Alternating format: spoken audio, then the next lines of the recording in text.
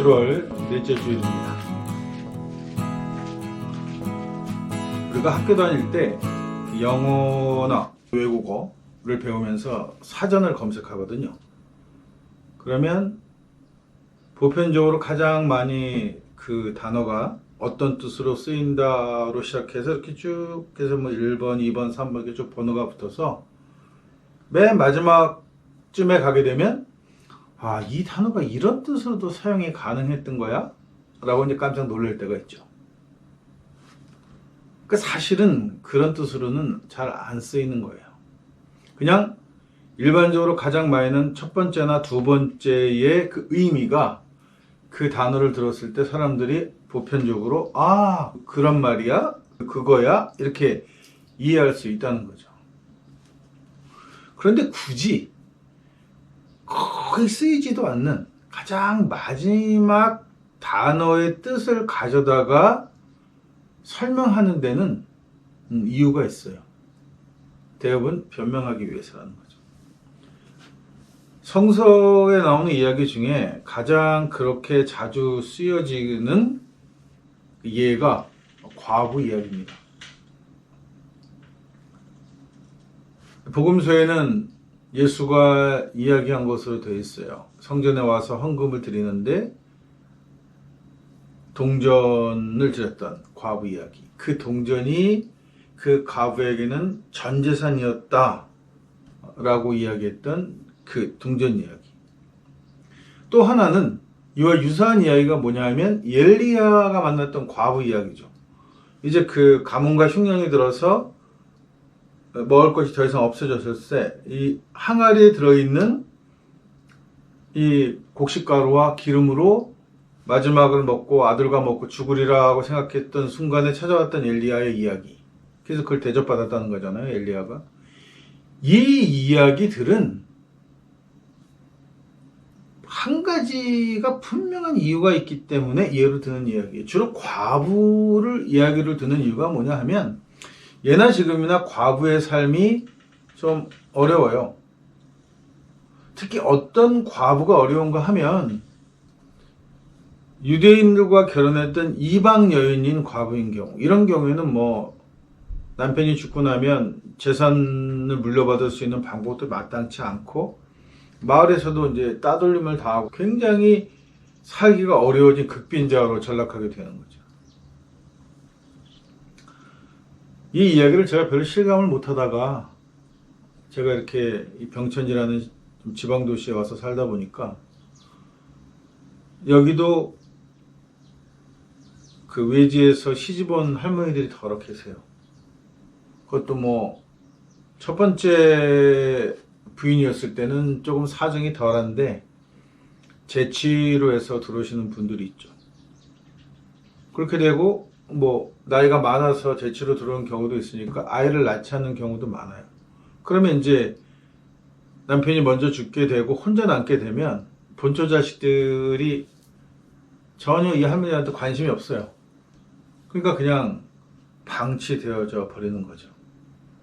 그렇다고 뭐 마땅히 가진 것도 없으니까 원래 자기가 있던 고향으로 돌아가 살기도 쉽지 않아요. 그러니까 그냥 사세요, 여기서. 그러고는 뭐 동네 이장이나 이런 데다가 몇백만 원씩 이렇게 맡겨놓고 내가 죽으면 장례 치러달라 이렇게 부탁을 하는 거죠. 이 과부의 삶이라는 게 유대에서도 별반 다르지 않았다는 거예요. 엘리야가 살던 시절이나 예수가 살던 시절이나 과부는 늘 그렇게 소외된 계층이고 살기 어려운 그룹에 속하는 계층이었단 말이죠. 그래서 여기에 이야기를 해요. 자, 봐. 그렇게 살기 어려운 과부가 이제 마지막 남은 곡식하고 기름을 가지고 떡을 붙여서 엘리야를 대접했는데 니네는 과부보다 사정이 좋잖아. 근데 너희는 좀 더 잘할 수 있지 않아? 야, 과부가 말이야, 동전을 연복기에다 딱 집었는데 그게 그 여자 전 재산이었어. 과부도 전 재산을 드리는데 니들은 더 많이 드릴 수 있지 않아? 이런 의미로 쓰였다는 거예요. 다른 의미는 별로 없어요. 그런데 교회가 지속적으로 이 이야기를 가지고 자꾸 다른 이야기들을 재생산하네요. 그게 아니라는 거죠. 다른 의미를 찾으려고 한단 말이에요. 성서의 구약 성서와 신약 성서에 과부의 이야기들이 들어있는 이유가 분명한데, 과부의 이야기는 설령 예수의 입으로 이야기되어졌다 해도 과부의 삶 자체에 주목하고 있지 않아요.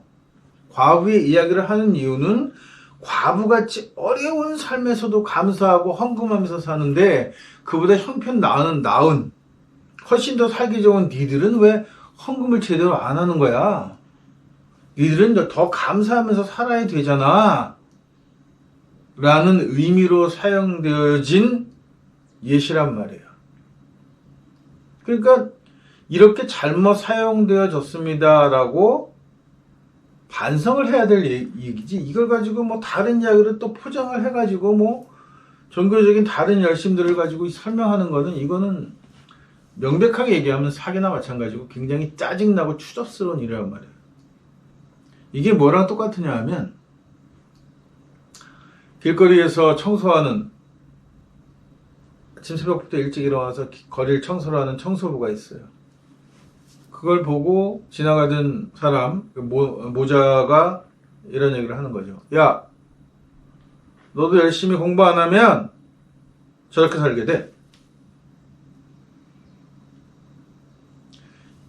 이렇게 한 이야기에 다른 해석이 필요할까요? 이 무례하고 직업에 대한 가치관도 없고, 그냥 집단에는 굉장히 잘났다고 생각하고, 사람은 늘 평등하지 않아 라고 하는 걸 기본에 깔고 있는 여자가 뱉은 이 거지 같은 말을 뭘로 포장해서 이걸 다른 얘기를 하려고 하는 건지 이해할 수 없다는 거예요. 기독교가 과부 이야기를 하는 이유, 유대교가 과부 이야기를 하는 이유는 딱 한 가지 때문이에요. 가난함에도 불구하고 감사한다. 근데 왜 정상적인 니들은, 더 잘 사는 니들은 안 해? 이 이야기를 하기 위해서 이 문구를 끌어다가 쓰는 거지 다른 이유는 없단 말이에요. 이 거리 청소부를 보고 너도 공부 안 하면 저렇게 살게 돼 라고 이야기하는 이 개싸가지 없는 이 여자를 변호해 줄 이유가 하나도 없는 것과 마찬가지예요. 이거를 얼마나 자기 자식이 잘 되기를 바랬으면, 자식은 저렇게 살기를 원치 않았기 때문에 아픈 마음을 끌어안고, 저 사람한테 다소 청소부한테는 상처가 될 수 있겠지만 내 자식에게 교훈을 주려고 그런 말을 했다, 이렇게 얘기할 수 있어요? 기독교가 지금 성서에 나오는 이 수많은 잘못된 이야기들을 가지고, 잘못된 예시들을 가지고 계속해서 재포장하고 재생산하면서 자꾸 다른 얘기들을 하고 다른 의미가 있다고 자꾸 얘기한다면 다른 의미는 없습니다.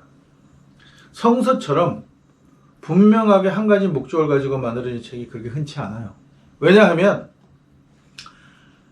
유대교는 느헤미야에 의해서 레위인만을 성직자로 하는, 레위족 중에서도 이방과 결혼하지 않고 어떻게 지들끼리 순수한 혈통이라고 하는 그 레위족만을 제사장으로 해서 성전을 독점해서 종교를 운영하겠다고 하는 그런 생각을 가지고 편집한 게 유대교의 구약이고, 바울은 철저하게 기독론을 이야기하고 바울 패거리들이 그 기독론에 맞춰서 기독론과 필요 없는 것들은 다 끄집어내고 거기에 부합되는 이야기들만 가지고 만든 것이 신약이란 말이에요.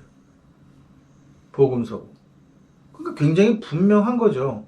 그러면 구약은 그렇다 치고 신약에서 왜 과부 이야기를 예수 입을 통해서 하느냐? 헌금을 걷어야 하니까. 바울은 열심히 있긴 했어요. 그러니까 이게 마치 뭐랑 똑같으냐면, 제가 언젠가 전에도 한번 말씀드린 적이 있었는데, 여행을 좋아해요. 여행을 다니려면 돈이 필요하단 말이죠. 그러니까 내가 물려받은 재산이 많거나, 그렇지 않으면 여행 관련된 일을 하는 것으로 돈을 벌지 않는 사람이 여행을 좋아하면 반드시 내가 그 여행 경비가 있어야만 해요.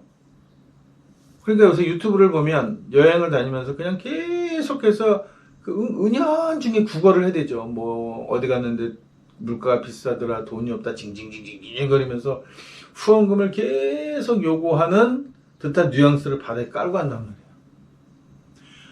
바울은 다소 지방에서 텐트를 짓는 집안에서 살아서 뭐 그럭저럭 먹고 살고 좋았는지 어쩐지 잘 모르겠지만, 얘가 그렇게 이 바울이라는 이 친구가 이렇게 막 여기저기를 돌아서 여행을 다닐 만큼의 여유가 있었던 것 같진 않아요.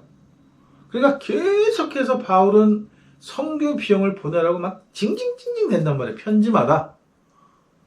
그거를 내는 것이 믿음이 돈독한 일이에요. 그걸 위해서 교회를 개척하게 되면 자기가 진짜 그 지역을 잘 수배해가지고 돈 좀 있을 만한 과부를 꽂아다가 교회에다 집어넣고 좀 몰락한 그 로마 귀족 같은 재산이 있지만 몰락한 그런 걸 끌어들여서 이렇게 사바사바 잘 엮어하고 돈 내게 만들어 놨는데, 이게 얼굴 마주치지 않으면 돈을 잘 안 보낸단 말이에요. 그러니까 계속 돈 보내라고 하는 그 징징징거림이 서신 전체에 깔려 있단 말이죠.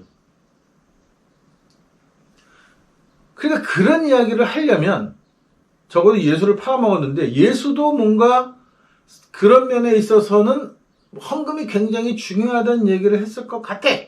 있어야 돼. 반드시 그 얘기가 있어야만 돼요. 예수 입을 통해서 했던 얘기가. 그렇게 해서 첨가된 이야기가 과부의 동전 이야기란 말이죠.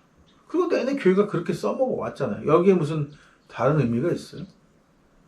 다른 의미는 존재하지 않습니다. 그래서 저는 자기네들이 그동안 잘못해 왔고 계속해서 그 돈벌이에 사용해 왔고 그 해석을 그걸 위해서 그런 이야기들을 만들어 했던 이야기들에 대해서는 잘못했다고 하는 것이 염치라고 하는 거예요. 저희가 그동안 이런 식으로 설교를 해왔습니다. 왜? 돈이 필요했으니까. 이렇게 얘기하는 게 차라리 솔직하고 염치가 있는 거지, 그게 아닌 것처럼 얘기하면 안 된다는 거죠. 그리고 예수의 입을 통한 이 과부에게는 더 파렴치해요. 엘리야의 이야기보다. 엘리야는 구약은 그래도 어떤 얘기를 하냐 하면, 그렇게 해서 과부가 엘리야 먹으라고 다 마지막 떡을 붙여줬더니 기름이 들어있는 항아리하고 곡식이 들어있는 항아리가 그 뒤로는 가득 차서 가뭄 내내 굶주리 않고 먹을 수 있었더라. 이런 얘기하고 이어져 있단 말이에요. 너희가 과부는 마지막 하나를 바쳤을 때 거기에 대해서 신은 응답한다. 이런 이야기를 구약은 해요. 근데 신약은 그 이야기조차도 하지 않는단 말이에요. 왜? 그런 일은 없으니까. 공연히 엘리야 이야기처럼 과부의 항아리처럼 채워져 라고 괜히 얘기했다가 왜 우리 항아리는 안 채워지는 거야 하고 난리를 칠 가능성이 더 많으니까 이제 신약에 가서는 더 파렴치해져요. 아예 그 뒷이야기는 없어요. 그냥 너희가 가나에도 헌금 바친 것처럼 그걸 보고 본받아라로 끝나는 거죠. 책임져 주지 않는 거죠. 적어도 구약이 쓰여지고 느헤미야가 유대교를 만들고 하면서 뭐는 했냐면 신이 살아있음을 증명하는 것은 인간이 무언가를 해야 하는 방법밖에 없다라고 생각했던 거예요. 그런 기본적인 깔려있단 말이죠. 그러니까 공동체적인 삶을 살아가고 서로 도울 수밖에 없는 거예요. 그래야만 신이 활동하는 게 되는 거란 말이에요. 신이 절대로 빈 항아리에다 곡식을 채워주지 못합니다. 기름 항아리에다가 신의 능력으로 기름을 채워주지 못해요. 엘리야가 만났던 과부의 집 항아리와 곡식 항아리와 기름 항아리에 무언가를 채운 것은 주변 사람들이지 절대 야훼가 아니란 말이에요.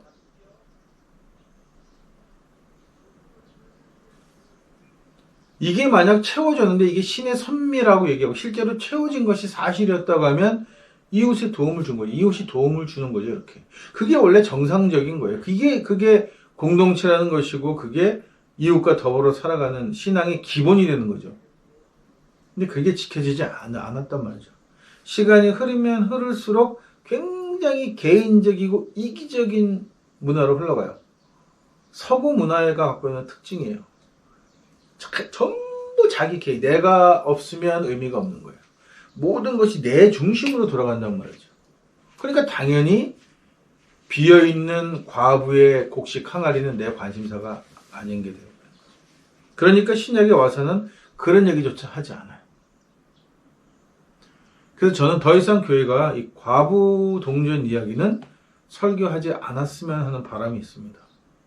왜냐하면 이 설교는 지속적으로 그런 이유로 쓰여졌던 구절이기 때문입니다.